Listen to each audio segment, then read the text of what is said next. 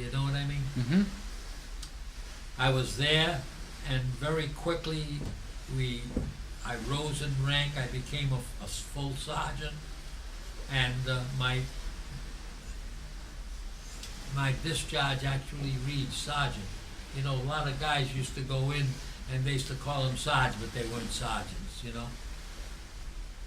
I stayed there for the better part of a year, and then I got shipped back home.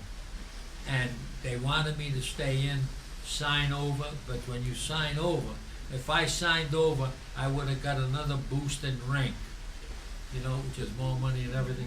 But I had to sign up for 4 years. I didn't want that. I wanted to come home. So I wound up coming home. On the way home, I spent time in Tokyo, waiting for orders. After I left my outfit, they shipped us through Hawaii. I spent a week in Hawaii. Now we were released. That was the United States of America. We had the ship stop, and what you had to do is you could go around, but at night you went back to the ship to sleep. Not me. Not me. I knew better, right? I knew better from when I used to, when I was in Maryland and I'd go up to New York City for the weekend. I knew the first thing you do is find a place to sleep. So I went into Honolulu. First thing I did is I looked where, I found out why the YMCA was. I went up to I went to the YMCA and I got a room. You wanna quit now, Bob? Nope. No? Nope. I got a room at the YMCA. I had a room. I had not alone, but there were 2 But you had a beds place in a to room. sleep. And yeah, the place to sleep. And another military guy came in, not with my group. He just came in. So he and I shared the room. Where did she get those, Bob? Mom got it for me. Italy. That's good. I suppose you want one too. You want one too, I right? suppose you want one too, right? Yeah, but not now. Oh, you're on film, you don't watch it. So how long do you spend in Hawaii? Hawaii a week. So first thing I did is I went to Waikiki Beach after I found a place to sleep.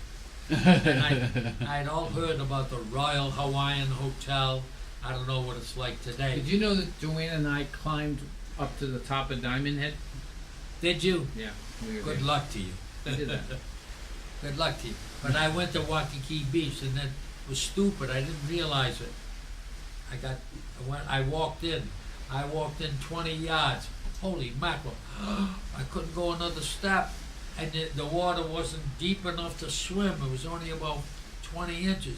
And it was too shallow to swim and too coral to hurt your feet. I should have known you needed something on your feet. That's why they all had surfboards.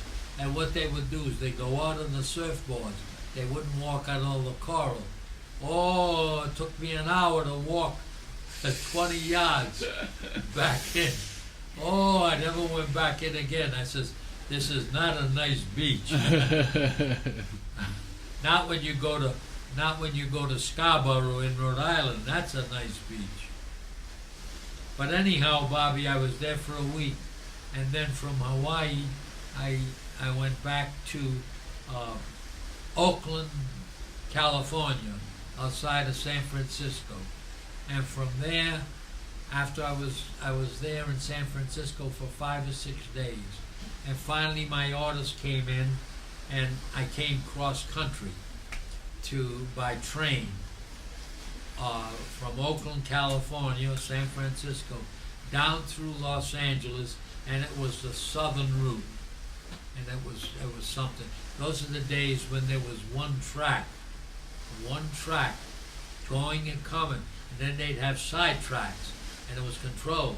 And when the Merchants Limited or something was coming through, they'd put us over on the side track. We'd be on the side track for 30 minutes, not going anywhere, until the other train come through. Then we get on the track and keep going. That's where I got my first taste of Mexican food, which I hated. We pull over to a sidetrack, and this is almost on the Mexican border. We're somewhere, I don't even know if it was New Mexico, Arizona, or Texas, but wherever the train went for the Southern Railroad, and they used to feed us. Santa Fe line. When, She's saying that they call that the Santa Fe. I don't know what the hell they call it, but when you know the way we used to eat? We'd be on this troop train, and It was all soldiers? all soldiers. It was a troop train. We come through, and they were the oldest cars you could think of. But we were young men. I was in my 19 years then, 19, almost 20. And so what am I doing? So we're on the train. So they split us in half. Half of you in the back of the train, half in the front. And that's it. And the bunks were like a piece of wood that you slept on. That's it. But when they fed us, half the train would eat at one time. They'd line everybody up. Then you'd walk all the way through the middle of the train to the other end. When you got to the other end of the train, you turn around and you walk back through the middle. The metal cars were the kitchen, and you'd get paper plate and some utensils, and you go through and get your food. You go all the way back through and sit in your seat and eat, right? And when you're eating, the other half from the other train would come through, turn around, they go back through the middle, so that you picked up your food in the middle. Then what happened is they grabbed certain guys, come through with what we call a GI can. You know what a GI can is? It's a barrel. They used to be steel barrels with two hooks on them. They come through and pick up all the trash and walk it through. What do you think they did with the trash? With the trash? Threw it off. Dumped it off on the train, on the right. They just dump it off on the side of the track. Can't do that today. They did it then. And that's the way they did it. Well, so I wound up in Camp Kilmer or something, where I got discharged and came home. Where's Camp Kilmer? Where is that? In New Jersey. New Jersey. That's why you were in New York City. No, I used to go to New York City from Aberdeen. No, I see. Aberdeen, we'd get out on the road. Those are the days where people were driving. If there was a military guy looking hitchhiking, they'd pick you up Yeah. and drive you. I had guys, they would say, well, look, I only can take you as far as Philadelphia, or that's okay, boom. And then from Philadelphia, you'd bum another ride. Yeah. One time I was out hitchhiking by myself. I was out there, and a guy pulled up, picked me up. Where you going, soldier? I'm going into New York. Where are you? He says, just sit down. He says, where you going to New York? Any place you take me. Okay, he dropped me off at 42nd Street and Broadway. What a ride that was. Okay, guys, time to break for lunch. Yeah, we're going to take a break. Well, And you're have any Japanese girlfriends? no, I mean, we just, no girlfriends like you're thinking. We had, we'd meet them and talk with them and so forth, you know. Mm-hmm. And, but that's about it. Mm-hmm. I see. Okay. Is it comfortable for you to sit on the bed? That would work out better. Where's Mom? I don't know. She's in the bathroom. Okay. Look Thumbs up. at him. I'm here in the bathroom, so Oh. don't say anything you don't want. I me to didn't hear. know. Oh, no Japanese girlfriends then, Mom. Okay. Really, those army films must have scared him half I to had death more anyway. brains than that. Why? There must have been some pretty Japanese pretty Japanese girls. They kept them away from you Americans, huh? No, but there were a lot of guys that were fraternizing. Yeah. I just wasn't cut out like that. Okay. Okay. All right. So you made it back.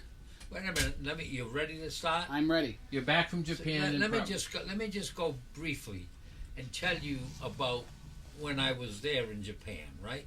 First of all, I want you to know we were part of General MacArthur was our supreme commander, and his office was a building in Tokyo, and the building was directly across the street from the royal palace, where the Emperor Hirohito and his family lived. They lived in the Paris grounds. You want to see a beautiful place? That was beautiful, and but we never got to go in there. It was all enclosed, but you could see, I got to see MacArthur when I went back to Tokyo. I made it my business to go over to the Supreme Headquarters, and as a serviceman, I was able to get up close.